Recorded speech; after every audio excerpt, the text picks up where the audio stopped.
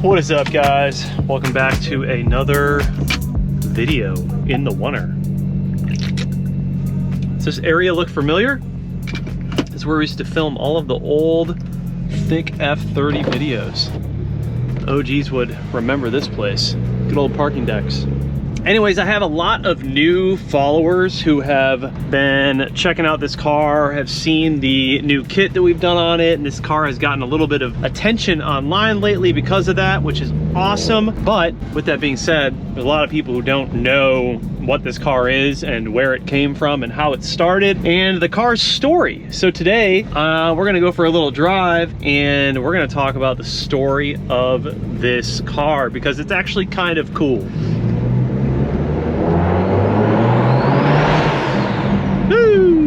This car sounds so good, man. The tone of this thing is just completely different now that it's single turbo. It's crazy. If you're the type of guy that just someday would love to find that worn out car that just needs a new chance at life and you wanted to build it yourself, then this is kind of like every car guy's like dream to do something like that. If you're into like building cars and doing all that. So for me, I was at the point where I think I had the M4 GTS at the time. Yeah, I definitely had. I had the M4 GTS at the time, and I was looking for a new project car to get into, but I wanted like a proper build. I didn't want to get like a car and just do like a bunch of bolt-ons. I really wanted to like build something up from the ground up. And the last car that I had even sort of attempted to do that with was my E36 M3. And I just learned so much along the way when building that car that I knew what I had to do. I just wanted to find the right car and have the right inspiration to build that sort of car. I was on the couch one day and I was trying to figure out what the next car was gonna be. I was just looking for inspiration. I came across the E82s and I was like, man, why haven't I entertained building like an E82? It's kind of like the old M2. And I was like, man, I could get a 135, like that would be a cool build, and you can find those for relatively cheap, and it would be a fun sort of rebuild project. And then I realized that there were all of these people who were building 1M clones. And when I saw the 1M clones online, like the different ones that were being built, I knew right away, this is the car. First of all, I loved the way that the 1M, like the genuine 1M always looked. Like I just always loved that car. I loved the styling of it. I thought it always looked like a bulldog, super, super wide stance, shorter car. It's just a really cool, unique car, but it still has a lot of those like rounded off features that like the E90 M3 has. I just loved it. I thought stylistically, like this is such a cool car because it's right in between that like F series and E series. I just really loved the way that they looked. And so after doing a little bit more research and getting a bunch of inspiration, I realized that you can build these cars, these 1M clones, for not like a crazy amount of money. Like the whole kit, everything to do it was something like $12,000 to $14,000, like all said and done. People were doing these by spending a lot of money, and they were doing these by spending a little bit of money. It just came down to how much money they actually wanted to spend on the build and how far deep they wanted to go into it. So for me, it was all about finding the inspiration and knowing that I could build this car without spending like just a fuck ton of money. Like it would be a rather affordable build. That's how they all start, affordable. I've definitely spent more money now, but that's okay. And we'll get into that later. So I had my mind set. The 135 was gonna be the car that I was gonna build, and I was gonna make it look like a 1M. I was gonna do a 1M clone, but the fun part about the 1M clone was I didn't have to worry about like defacing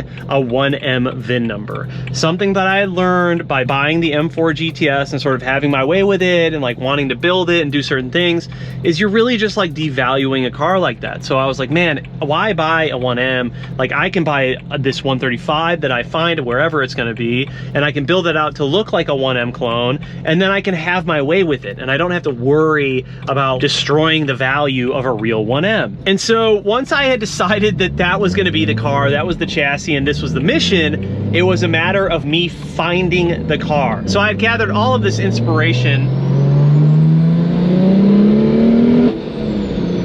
Yee! So I gathered all of this inspiration online, Instagram, all of these really, really cool cars that I was like, man, that is like, I want mine to look exactly like that. Like N. Schwartz, if you guys follow him, he's got a darker gray 1M clone. That was like my build inspiration, man. And there was like only one person online on YouTube who had built out a 1M clone and really shown some of the stuff. But even at that rate, like he didn't really do much of the work, and like he didn't really show everything that you had to do. And in my head, I was like, I think this is such a cool car. I think that these cars, 1M clone builds in general, are just super slept on. And so I wanted to be the guy who really documented that process. And so it was the same day that I had gathered inspiration for building a 1M clone, deciding that I was gonna build a 1M clone, that I was going to go find a 1M clone. So immediately I'm on like Facebook Marketplace, I'm on like Auto Trader, like all of these different sites, and I'm like, all right, so I gotta find a 135. And 135s were like hovering, I don't know, you could find them from 10 grand to like 20 grand. It just really depended on the condition of the car. At that same time, I had recalled that John, the owner of CES Motorsport, the shop that I go to, they had a 135 that was just sort of sitting on the lot, and it had been there for years, like 2 years. I had remembered that John owned this car. It was his car, and it was just sitting there without a motor, without a front end. And he had always talked about, like, you know, I gotta build that someday, I gotta do this and that to it, I'm gonna build it up, it's gonna be sick, yada yada. I'm like, that's awesome, man. Just never really paid attention to it because I was never really interested in building a 1M or a 135. So that popped in my head, and I was like, I wonder if he would sell me that car.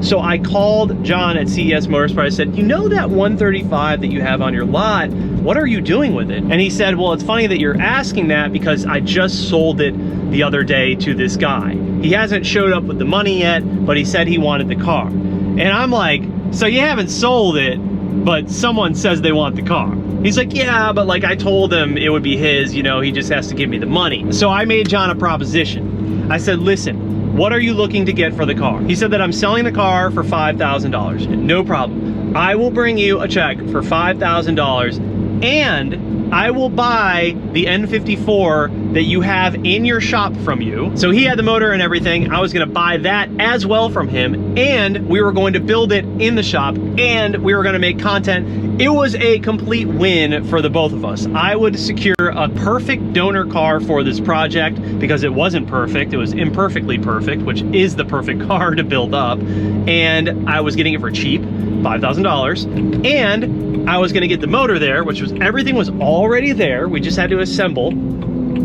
and we were all gonna make the content together. It's literally like everybody was gonna win in this situation. And so he ended up calling the guy who originally bought it, and he was like, hey man, listen, I got this other guy. We do a lot of content with him. He wants to build up this car. Like, would you be cool if I sold it to him? The guy was cool with it.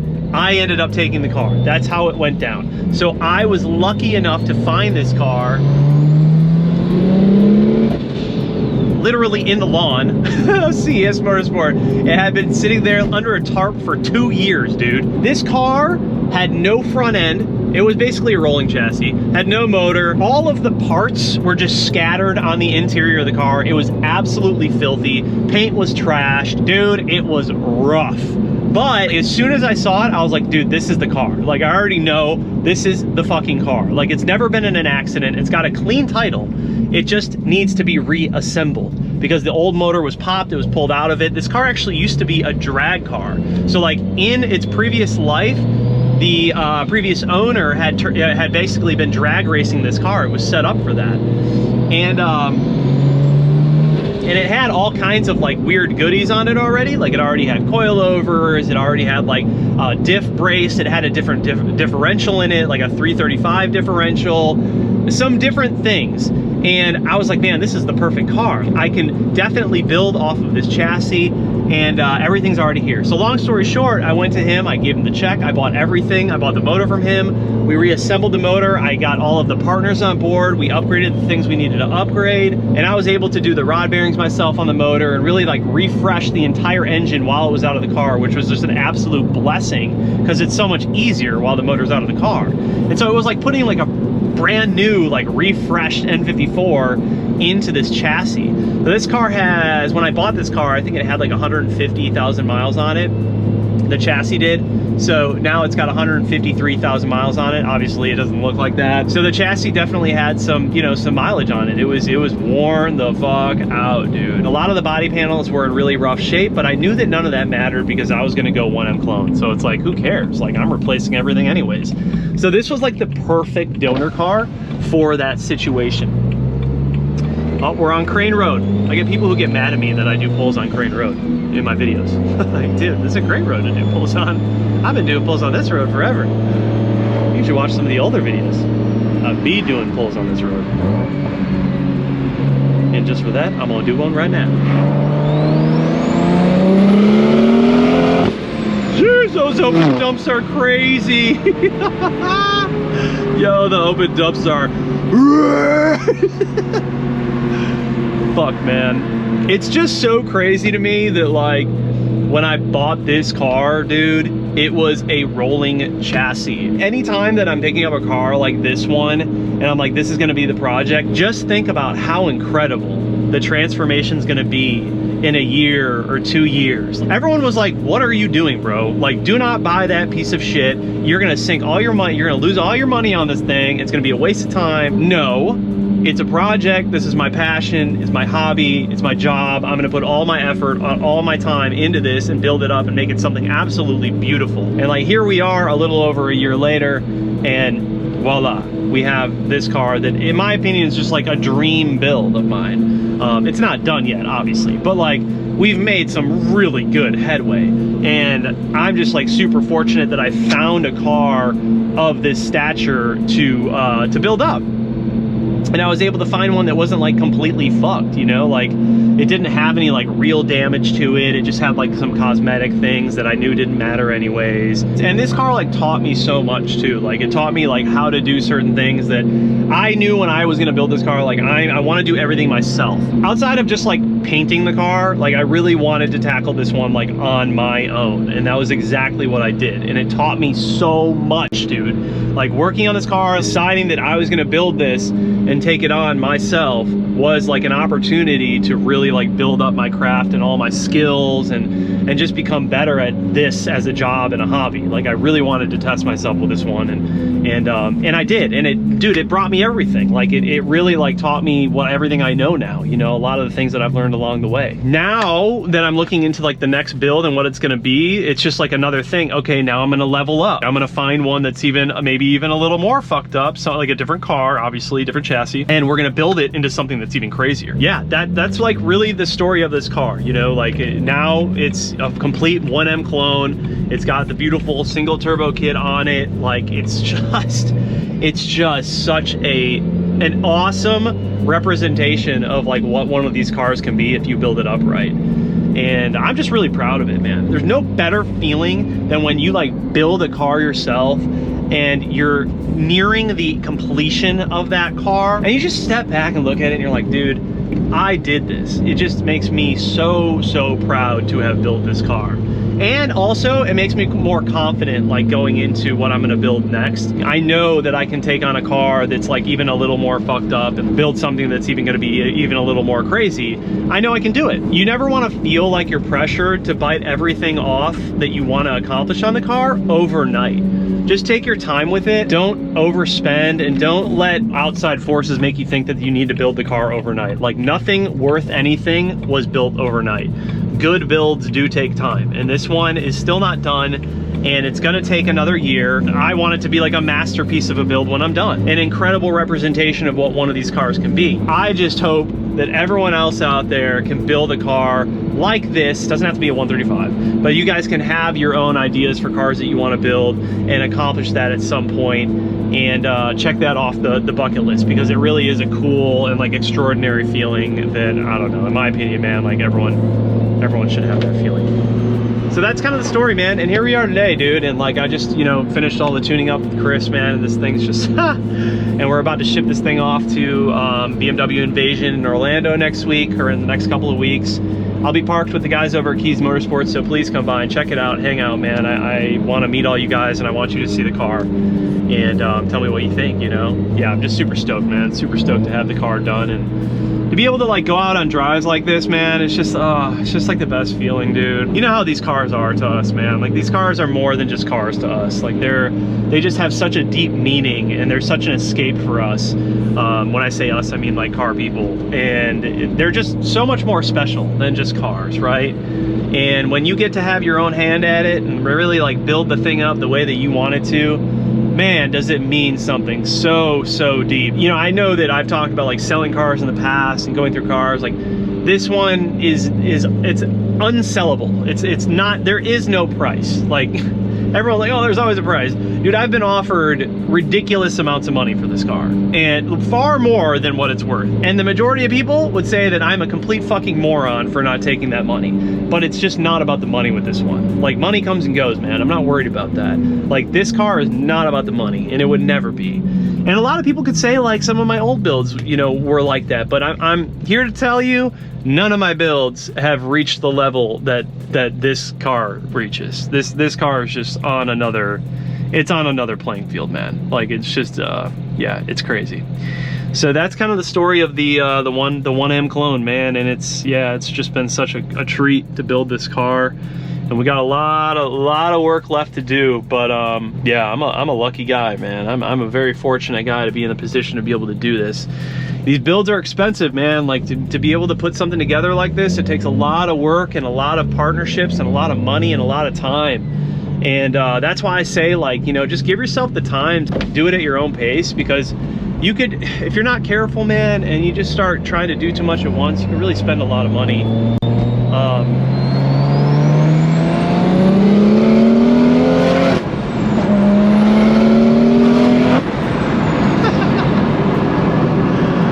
Those open dumps do be dumping.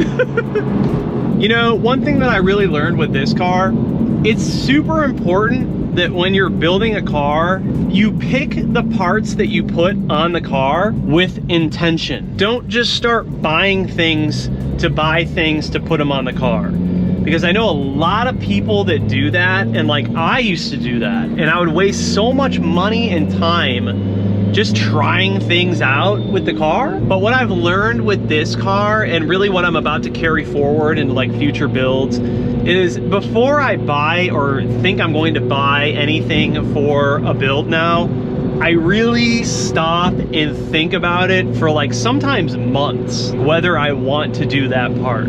I buy the parts with true purpose and intention. And I think that that really shapes a build. The funny thing about builds like this, obviously you get a lot of criticism, which is fine. That's gonna happen either way. But you get a lot of people who are like, well, what's the 0 to 60? What's the 60 to 130? How much horsepower is it gonna make? They're like so concerned with the racing aspect of it when you build it. It's like, dude, I don't care about any of that. Like, none of that shit matters to me. I don't build cars for that. None of that does anything for me. Like, that's not why I build cars. When I was younger, that was why I would build cars and like tune cars and do things, because like I wanted to beat people in races all the time. When you grow up, you don't give a fuck about any of that. The only reason that I want to build these cars is because I have like a burning desire to build a cool fucking car. Like if I think it's cool, I'm going to build it. And I think that what's important to you just kind of changes as you get older. Like I just really don't care about being a little STI, it's dope. I just don't really care about like being the fastest guy, because you'll never be the fastest guy. The fastest guy is the guy who has the most money. You'll never outbuild the guy with the deepest pockets. And it's funny because the other day, Corey, Fresh Kicks, as you guys would know him, the other day was talking about this. It was so fucking accurate. I just resonate with that heavy, because it's like, we don't care about having the fastest car. I don't care about having the most horsepower. Once you get a bit older and you've been doing this for a while, you kind of just want to build the coolest shit that you can build. You know what I mean? Like, it doesn't really have anything to do with horsepower or anything to do with being the fastest, because you'll never be the fastest and you'll never have the most horsepower. When it comes down to it, man, it's all about building the coolest shit that you want to build. And this is cool to me, and that's why I built it. You know what I mean? So hopefully that resonates with you guys. But I think while we're here, I'm going to show you guys a little bit of smut.